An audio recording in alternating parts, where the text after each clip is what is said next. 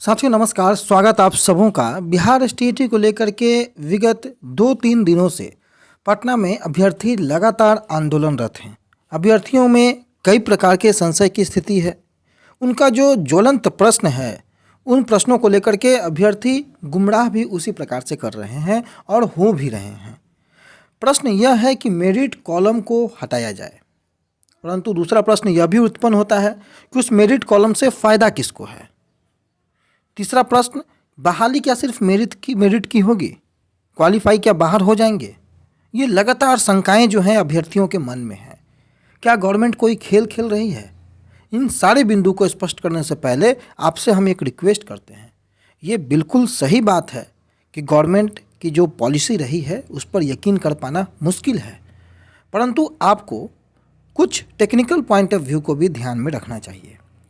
सभी बिंदुओं में आपका जो भी राय होगा आप कमेंट्स करके ज़रूर बताएंगे। यहाँ मैं अपने निजी विचार को प्रस्तुत कर रहा हूँ। बाकी जो कुछ भी समस्याएं आगे आने वाले भविष्य में उत्पन्न हो सकती हैं या फिर नहीं उत्पन्न हो सकती हैं, उन पर हम लोग चर्चाएं करेंगे। सबसे पहला सवाल 26 जून से हम शुरू करेंगे। 21 जून के उस काली रात के बाद 21 जून को मेरिट नॉट मेरिट लगाया गया। 26 जून को एक लेटर आया शिक्षा विभाग की तरफ से, जिसमें दोनों को इक्वल मान के आगे 7वें और आगे के चरणों में मौका दिया गया। जो कमेटी गठित की गई थी, वो कमेटी गठित क्यों की गई थी? उस कमेटी का जो कार्य था वो यह था कि आप qualify but not in merit list वालों की एलिजिबिलिटी को देखें कि क्या इन्हें भी पात्र किया जा सकता है या नहीं किया जा सकता है। सारे वस्तु स्थिति को देखने के बाद कमेटी में जो 4 सदस्यीय कमेटी थी, उन्होंने यह निर्णय लिया कि हाँ, qualify but not in merit list वाले भी आगे के चरणों में हिस्सेदार हो सकते हैं। उसके पीछे का लॉजिक एनसीटीई का वो बड़ा आदेश था, जिस आदेश के तहत न्यूनतम उत्तीर्णांक से उत्तीर्ण यानी कि क्वालिफाई होने वाले सभी अभ्यर्थियों के टेट की वैधता जीवन पर्यंत की गई। उस आधार पर 2011 वाले के जो भी क्वालिफाई अभ्यर्थी शेष रह गए थे, उन सभी अभ्यर्थियों को 7वें चरण में मौका मिला और उसी के समयोपरांत उन्हीं के आधार पर उन्हीं से सामंजस्य बैठाते हुए इन अभ्यर्थियों को 2019 के क्वालिफाई अभ्यर्थियों को भी आगे मौका दिया गया। ये बात 26 जून के लेटर में स्पष्ट की गई है और इसी के आलोक में शिक्षा मंत्री ने लगातार बार बार इस बात का उल्लेख किया कि मेरिट और नॉट मेरिट एक प्रकार से अब अर्थहीन चीज़ है। ये बात आप लोग अब समझ रहे होंगे, परंतु सवाल उठता है कि आखिर कॉलम में मेरिट का जुड़ना या नॉट मेरिट का जुड़ना ये कहाँ तक किसके लिए हितकारी होगा? क्या कोई एक्स्ट्रा बेनिफिट मिलेगा किसी को? सबसे बड़ा सवाल, नॉट इन मेरिट लिस्ट वाले जो अभ्यर्थी आंदोलन कर रहे हैं, उनका यह प्रश्न है कि नॉट इन मेरिट अगर उनके कॉलम में लगा है तो प्राइवेट स्कूल में अगर वो जाते हैं तो उनको वहाँ पर हीन दृष्टि से देखा जाएगा। बिल्कुल सही बात है, एक तरीके से अगर आप सोचें तो ये सही भी प्रतीत होता है, परंतु रिजल्ट के सेक्शन में क्वालिफाई इनके नॉट इन मेरिट वाले के भी अभ्यर्थियों के सेक्शन में लिखा हुआ है और मेरिट वाले अभ्यर्थियों के सेक्शन में भी क्वालिफाई लिखा हुआ है, परंतु जो पोजीशन है उस सीट के अकॉर्डिंग वहाँ पर वो मेरिट में दर्शाए गए हैं और यहाँ पर वो नॉट इन मेरिट में दर्शाए गए हैं। सरकार की क्या दुविधा है? सरकार क्यों उस कॉलम को जोड़ी? इसके पीछे बहुत सारे दाव पेच है। कुछ जो मसीहा लोग हैं वो लोग लगातार गुमराह करते हैं, आप लोगों को पता होगा। कभी ये बताते हैं कि मेरिट की जीत हो गई, 50% जीत हो गई, 100% जीत हो गई, कभी अंगद का पैर बता देते हैं। उन लोगों के बस की बात नहीं है ये सारी चीज़ों को समझ पाना। परंतु जहाँ तक उस कॉलम की बात है, अगर किसी भी अभ्यर्थियों को भले ही वो मेरिट में है, उनको अगर ये लगता है कि उस कॉलम के जुड़ने मात्र से उनको कोई एक्स्ट्रा बेनिफिट हो गया या कोई परिस्थिति में कोई परिवर्तन हो गया, तो ये भूल है, ये नासमझी है। और मैं नॉट इन मेरिट वाले अभ्यर्थियों से भी एक दरख्वास्त करूंगा कि अगर आपको यह लगता है कि उस कॉलम्स के लगने से बहाली की प्रक्रिया में कोई बदलाव आ गया विगत कुछ महीने से जो परिस्थितियाँ थी, ऐसा भी नहीं है। हाँ, आपका जो ये साइकोलॉजिकल जो विवाद हमने शुरू में कहा कि एक साइकोलॉजिकल विवाद है, अभ्यर्थियों को जिस प्रकार से ये कहना है कि नॉट इन मेरिट का कॉलम आखिर क्यों, जब गवर्नमेंट ने मेरिट और नॉट मेरिट को इक्वल किया, ये सवाल उनका है और मैं इस सवाल को साइकोलॉजिकल विवाद मानता हूँ, चूँकि गवर्नमेंट ने ये विवाद को जन्म 21 जून को दिया था। सवाल उठता है कि 12 मार्च को आखिर परिस्थितियां अलग कैसे थी, 21 जून को परिस्थितियां अलग कैसे हो गई।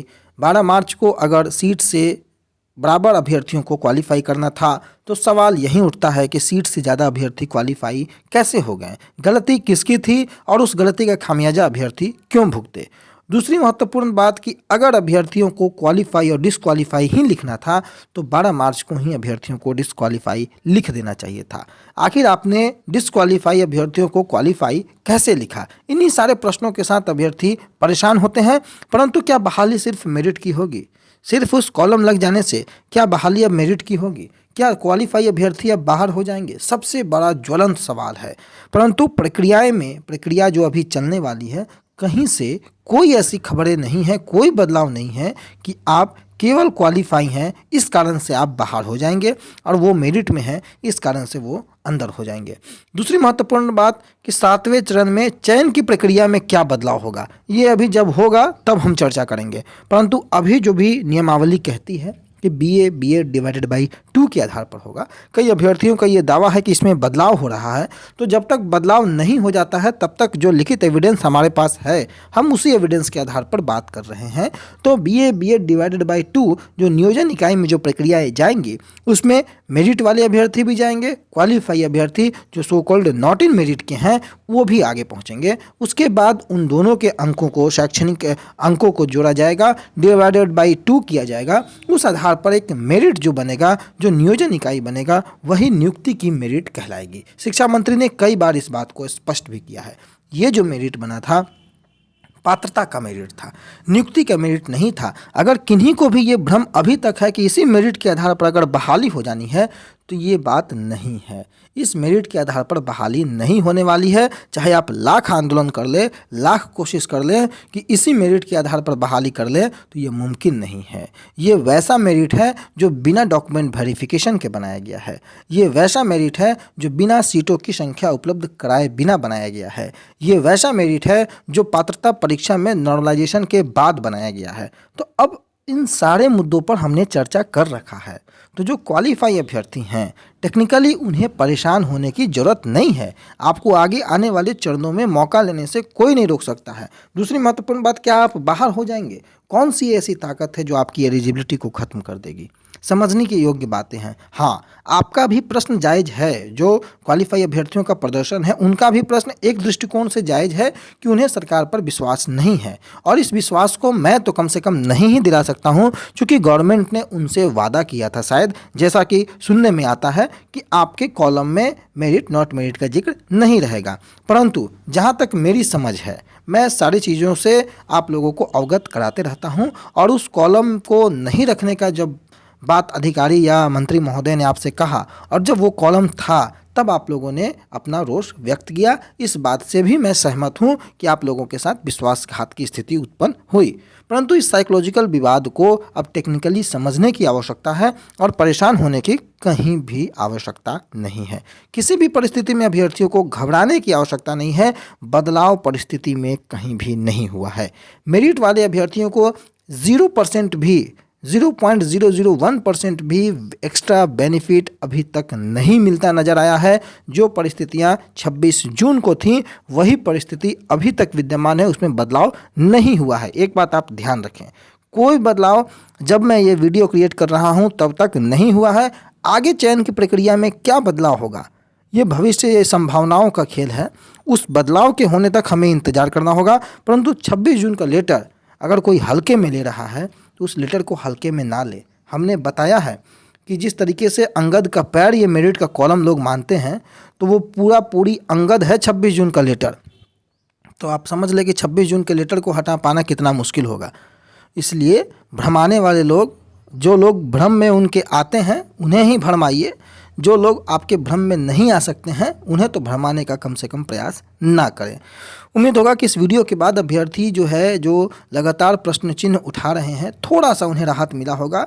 बस आप ये समझें कि आपको परेशान नहीं होना है,